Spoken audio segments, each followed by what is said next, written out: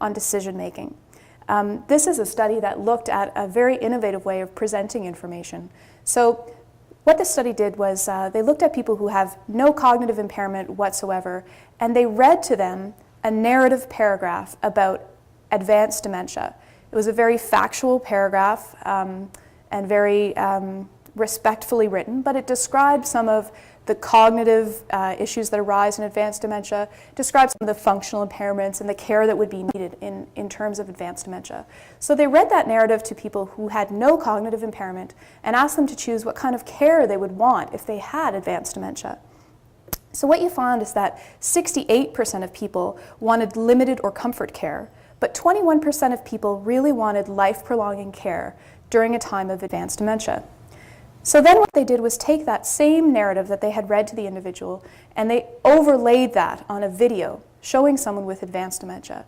This was a woman with advanced dementia who's in a long-term care facility, and the video shows her outside the facility and she's receiving assistance from her 2 daughters to eat. And it's the very same narrative, very same words, but the video of the woman is added to that, and it had a very profound effect on what kind of care plans people wanted. So you could see that after viewing the video with the very same narrative, no one wanted life-prolonging care if they had advanced dementia. So quite a profound change.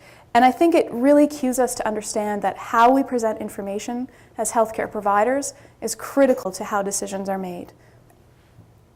One of the other major challenges in the medical system right now is how we utilize the resources that we have, particularly in light of human resources.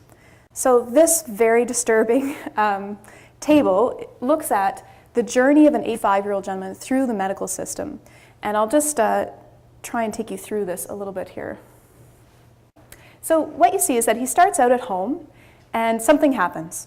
So he needs an assessment either through home care or his primary care physician, or perhaps he needs to be assessed by the emergency health service and brought to the emergency department, where he's assessed by the triage nurse, a nurse and physician, the discharge planning nurse, and then one of 2 things may happen to this gentleman.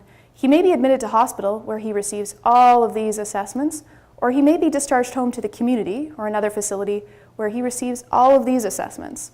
So what I hope this diagram can illustrate to you is that really we're focusing a lot of our human resource energy on multiple assessments, and that those assessments often are performed from the perspective of one particular discipline.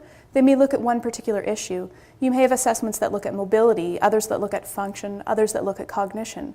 But nobody in this system is responsible for putting the entire picture of that 85-year-old gentleman together. And what I call this is an epidemic of assessment.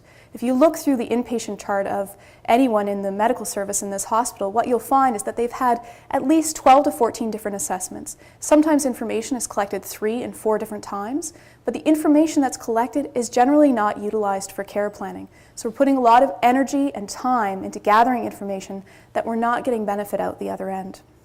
So we have, in fact, trained multidisciplinary teams to overcome this barrier of this epidemic of assessments, these multiple redundant or repetitive assessments that aren't utilized for care planning. But it does require people to change how they approach care, and often requires them to expand the focus that they may have achieved through their training to be a little bit more broad. So one of the questions becomes, how can we address all these challenges that I've introduced to you? And what I would present to you is the PATH Clinic as one possible model to meet some of these challenges. And the PATH Clinic, PATH stands for Palliative and Therapeutic Harmonization. It's the idea that someone could have some palliative aspects to their care plan while still receiving some rehabilitative aspects to their care plan, and that we don't need to choose between the 2. The clinic service is currently available for outpatients as well as inpatients, and it's focused on frail older adults who have multiple medical conditions, and particularly where the impact of interventions, things like surgery, dialysis, or other interventions may be questioned in terms of what effect that would have on the person's quality of life. And really there's a high focus on the provision of information. That's one of the main focuses of the PATH Clinic. So the PATH process grew out of some of the challenges that both Laurie and I were seeing in our work that I've described to you. And this really distilled down to 4 basic principles that the PATH aims to follow. The first is that people really want and deserve to have detailed information about their health, how many health issues they have, how those health issues interact, and how they may affect them in the future. The second principle is that physicians and healthcare providers in general have a responsibility to anticipate the interactions of each of those conditions on every other condition and describe how that, again, would affect someone's overall quality of life and health. Third, that healthcare decisions really should only be made after there's a full understanding of the information and prognosis by the patient or the substitute decision maker.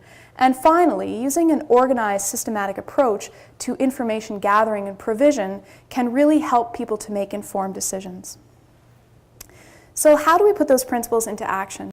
Well, the PATH process really has 3 steps.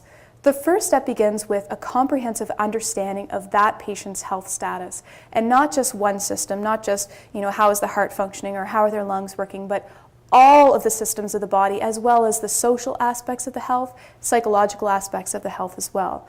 The second step is to communicate that understanding to patients and their families. And the third step, because we can't anticipate every healthcare decision that will need to be made in the future, is to really empower patients, and particularly their substitute decision makers, about how they might approach those decisions in the future. So I'll talk about each of those steps in a little bit more detail. And this is just a schematic showing the PATH process and how each step of the process is built on those steps below it. And you can see that at the bottom here we have comprehensive assessment. That's the first step. So comprehensive assessment has been part of geriatric medicine care for a long time, and that's been borne out through something called a comprehensive geriatric assessment, which is really a simple health assessment that focuses on the domains of health that you see here. So we look at cognition, mobility, function, social situation, medical illnesses, medications, and the trajectory of someone's function. So were they able to do all of their own self-care activities 2 weeks ago and now are having difficulty in those areas? Or has this been something that's going on for many, many years? And what these domains, when put together, help us to understand is someone's overall frailty, meaning their vulnerability to any challenge that they may face, so any health intervention that may be coming their way. And it turns out that really decision-making without consideration of frailty will miss the mark. We have lots and lots of scales in the medical literature that look at particularly one's heart function and how to assess heart function prior to surgery and what the risk would be of death due to cardiac arrest during and after surgery. And those scales are excellent at predicting those outcomes. But those outcomes will only tell you whether someone will survive a procedure. They won't tell you whether someone will be able to go back home after they've had that procedure done. And that's where an assessment and understanding of frailty really becomes critically important. And what I would add to this, because we're going to be talking about a lot of palliative care, particularly as we go through the rest of the presentation, is that really no amount of compassionate care will make up for missing a reversible diagnosis. So really part of the focus at the first visit of the PATH process is to understand health, understand what aspects of it may be easily reversible. Is there a delirium present that we need to look for a cause and aim to reverse? Are there issues with mobility that might be secondary to medications, which could be adjusted easily? So no amount of compassionate care will make up for missing that diagnosis. So it's a very thorough assessment. One of the special considerations and focuses of that assessment is the cognitive assessment. And the reason for that is that the presence of cognitive impairment affects every other diagnosis and how a person responds to treatment for any other health condition. We know that dementia is common. At least 30% of people over 80 have dementia. And if you look at cognitive impairment that doesn't quite meet the criteria for dementia, you could double that. We know that dementia is incurable. It is progressive and it shortens life. And it also begets delirium, so that acute confusional state that happens when someone's medically unwell. Delirium itself is associated with a poor prognosis. And it can often persist for years. Previously, we thought delirium was a short-term issue that resolved within days to weeks, but now we understand that it can last for much, much longer. Dementia itself also predicts post-operative complications, and it really necessitates a different approach to care planning.